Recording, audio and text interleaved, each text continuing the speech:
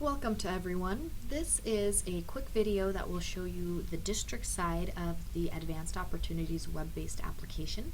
And so I'm going to give you a brief overview of what this application is going to do and then how to get your district set up to make sure it's usable for your students. So basically Advanced Opportunities is now going to go through an online system, and the student will be able to go in, create an account, and register for state aid. Now when the student does that, it will be approved by someone at the district level. So whether it be a counselor, an administrator, or possibly a registrar, however you have that set up in your school district. When the district level approves it, this will go into a common database, and this database will be accessible by colleges, universities, and IDLA as it pertains to their students. Counties will also get information from this database based off of certificate of residencies to make sure that their subsidies are correct, and then also the State Department will be able to see this information. So that's sort of a big picture overview on what this application does. Now before you're able to get into the system, your school district will need to assign certain rules. So at the district level, there are 3 ways to access the web-based portal. The first way is the district Advanced Opportunities District Manager. And so this role should be assigned to only one person in your school district, and this is the person who will be submitting the information to the State Department of Education 3 times a year. And so you want to make sure that that access is given to only one person.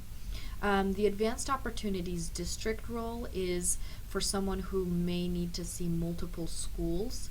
And so if you have one person running, say, the 8 and 6 program in your school, you have in your district, and you have 3 schools, you'll want to assign them the second user role.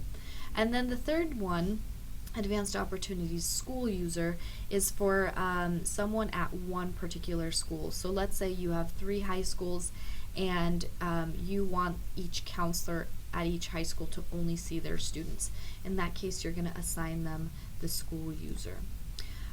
So with that, let's go over to the State Department website.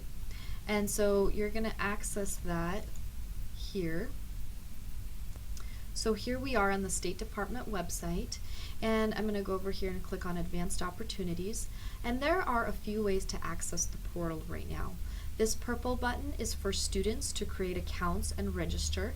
The blue one is the live site for all administrator access, and then the orange one is the training site. So if you want to go in and get familiar with the application, this is a place for you to possibly put in some fake students and just learn about all the functionalities of the application. So I'm going to go ahead and log into the beta site, and I have a user already set up.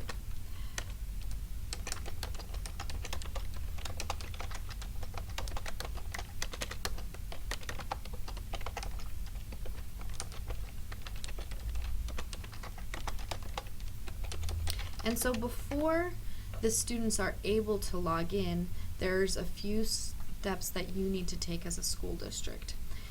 And so to set it up, here's the welcome page. I have different features up here, and so we have home, student information, registration information, approvals, administration information, and then reimbursement. Now these are the options available just to the district manager. The one at the district level and the school level will be slightly different. So first what I'm going to do is I'm going to check the school terms.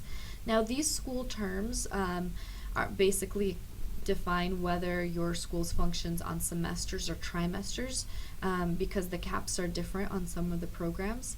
And so we've already pulled this information from ICE, so it's a good idea just to check and make sure it's accurate. And we see Aberdeen Middle School here. If it doesn't function on semesters, you can simply click on that, change it to trimesters, and hit Save Changes. And then the registration process will be accurate for your students from there on out. You also want to set up your registration dates.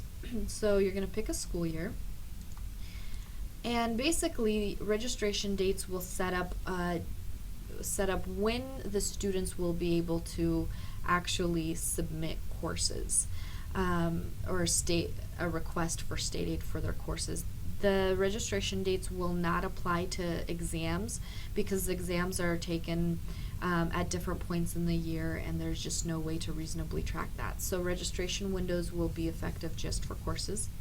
So I'm going to go in here and set up when students are allowed to register for summer, fall, and then spring, and then trimesters. Now, if you are a school that functions on semesters and you don't have any trimesters, then you can just leave it as the default, and then vice versa. If you function on trimesters and you don't have semesters, just leave it the way it is.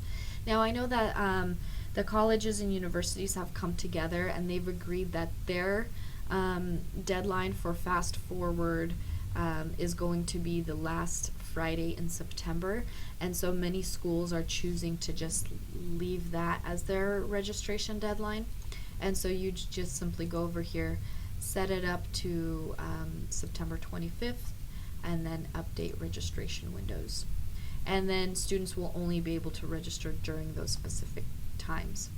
The last thing that you'll need to do as a district before students can log on and register is to set up your course assignments. So I'm going to go over here and select course assignments. And essentially when you do this, you need to think about what are, the 5 or 10 courses that are dual credit courses that you offer at your school. And so I'm going to select the program through which I'm going to make them available. So say fast forward for this coming school year, and then through which university or college do you offer the courses. So say you have some teachers who are teaching courses through CSI. You're going to select the high school and it will populate a grid. Now here you will see a list of all the courses available through College of Southern Idaho. And you can change this to show 100 items per page. You can also search for a specific class by using the search function. And so say I'm looking for an English course. I'm going to filter, and here I have the English courses. Now what I'm going to do is I'm going to select when are these going to be available for my students. So here I have a summer option, fall option, and spring option. So let's say that we offer this English 101 course in the fall, and then we offer another one of these courses in the spring. And so I'm going to change them to allow, and then I'm going to hit save changes. So you want to do that for each course that you offer specifically at your high school. And so that's basically the setup of the school district. Now when a student or a district goes into register, they will be limited to only the courses that you have allowed for them. So as I'm waiting for this to populate the course registration, you can enter a student's EDU ID, and so I have some fake students that we've created.